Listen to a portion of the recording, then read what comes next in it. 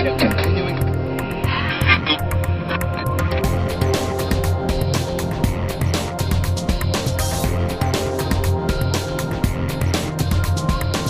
Simon, of course, you know how much I love to talk about interior design and especially color. And you know what? We were talking a little bit how you kind of surprise me. You know, on certain instances, you actually do know quite a bit. And as I said earlier, I'm annoyed that you're surprised that I know stuff. But I'm really happy, though. Yeah. I think it's fantastic. Well, look, you know, I like a simple design. I like one that's easy to work with, and I know what I like. And you know, we go through, as you know, I go through lots and lots of condos and houses. Mm-hmm. And I cringe when I see what some people are doing to their places. You can't really say anything sometimes. I love how you say they ask cringe. Your opinion. Because our listeners, I have to tell you, you don't just cringe. I mean, sometimes you can't help yourself. Yeah, like what were you thinking? You have to make it known that, you know what, when you don't like something, Simon, I mean, you kind of let it be known you don't like it. Yeah, but you have to be delicate. And you know, people ask, sure. What do you think we need to do to prepare our place for sale? Well, get a torch to start. You know, you can't say that. No, but I think we'll both agree that a lot of times it's the paint. Sometimes it's the way in which the house shows, and it's just really the color that can turn people off. The colors in general, absolutely. Yeah, so we have one of the best experts in the business, and her name, of course, is Jane Lockhart. She's the author and award-winning interior designer, TV personality, and I happen to love this show. Of course, she's the host of the W Network's top-ranked show, Color Confidential, and that's on Wednesdays at 6:30. So, of course, she's part of our family, the W. And we have her in studio. And she's here with us. Great. So, Jane, welcome to the program. Thanks for having me. Okay, now let's go into the kitchen for a moment. Okay. Let's focus on that room because it is one of the most important rooms when it comes to selling a home. And you know what? You see all sorts of things.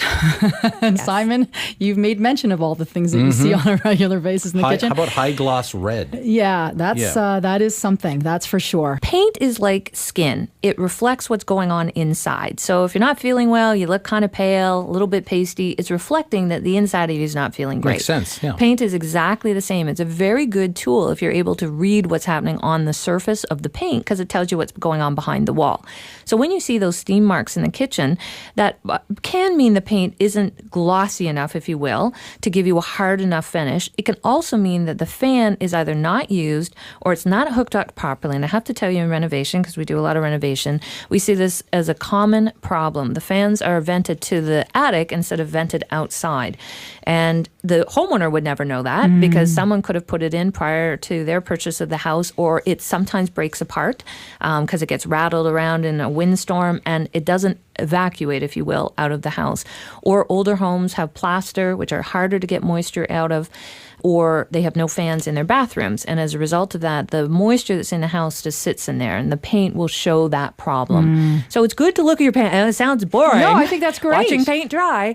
But it's really valuable if you own a home to look at the paint. It will tell you what the problems are in the house, both inside and outside. What a great tip and advice for our listeners. That's fantastic. You would want to use a kitchen and bath paint is what it's often called. And that's a washable paint for a kitchen. It's just it's what they call enamel, which is just a term now, a generic term to describe how hard the paint is. There's no specific item in it to make it harder, not necessarily. So that is a glossier sometimes finish. You can get washable flats today, and they are very good. Just sometimes they're textured, and people aren't always liking that texture on the wall. But if you want a good washable, scrubbable surface, those are a good option that are available. There's so much available in paint today. I love it. You can paint anything. No, there's much. no excuse, right? And Simon, you were telling me about a listing that you had seen where you were impressed.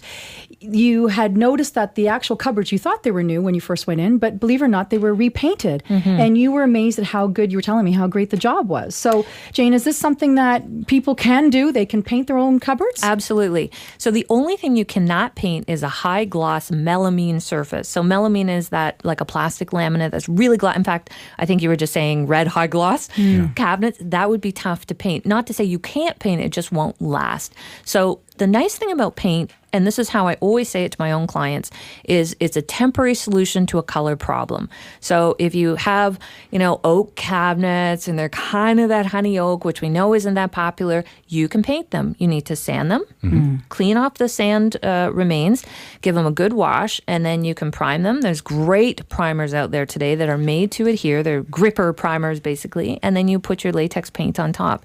And if you're really good, you'll take the doors off and you'll spray them. them, because you can buy a sprayer now from a big box store for $99, and you lay them out on the grass and in a non-windy day, and you spray them all and they're dry quick, and you put them right back up, and they really do look beautiful. And Simon's nodding his head going, that is so the way I would do it. Yeah. How important is it to prep the place, the area, whether it be a wall surface or kitchen cupboards, to prep them before you paint? And that's why people don't like painting, because they have to prep. Yeah. It means they have to move furniture or put tape around or do all the things that make the painting look good. Here's the deal. You can't prep, hire a painter.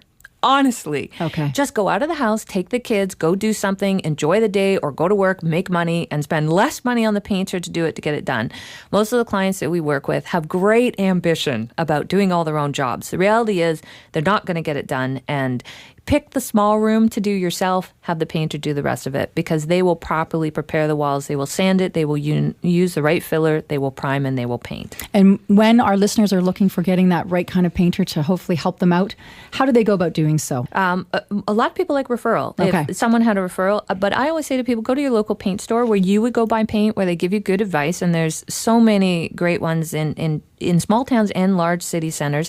Go in and talk to them, ask them, hey, who are your painters who come in regularly? And the nice thing is you kind of have a guarantee from the paint store, because they obviously aren't going to recommend someone that they don't like that comes in. So, that's a great and they'll idea. usually give you a couple different names of people that you can interview and see if you like them.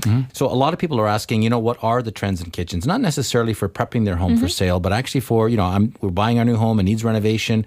What should I do that would be in line with what people are doing? Okay, so my favorite question. Thank you for asking about kitchens. Here is the thing. The kitchen is the new living room. So people don't go to their living rooms anymore, sit and read. They go to their kitchen, and they'll sit at the table. They'll have their computer. They'll have the internet there. They'll do whatever it is. That's where parties end up, too. It really They is. end up in And so the kitchen. 80s had it right. It just took a while for the houses to catch up to it. Yeah. So what we're seeing now is expansion in the kitchen, so that there's seating, eating, entertainment all in one space. And who doesn't like food attached to that? So the kitchen is really the room. In recent studies, we have started to see that the appliances that you choose now are considered the greatest status symbol, even more than your car. So the appliance market has really done a very good job at splitting out what different appliances can do depending on how you want to live your lifestyle, both size and function. So I'd say appliances, and understanding what those appliances are today. Although it kills me to say this, white is by far the number one best-selling kitchen color. I think particularly in Canada, because we're a very mobile society. Within our cities, we move, we sell, we buy, we move again. So white is the easiest to accessorize. And I think that there's a trend towards a modernness. So even though the doors don't have to be a smooth high gloss, even a white door like a shaker, which just has a rail and a flat panel in the center. Just less ornate. Yes. Yeah. There's always a market for traditional. And that's because we live next door to a giant neighbor, the U.S., that has a traditional bent in its culture for how they built. Think of the White House, very traditional. But that said, Canadians are very good at sort of bridging styles. We tend to mix really well with traditional and modern. So that's why transitional is very popular in the larger city centers in Canada. So that is popular. Great hardware, like big knobs, big flashy blingy things. We sell, I can't believe it, but a lot of faucets that have crystal on them. Yeah. People just love that touch of shine.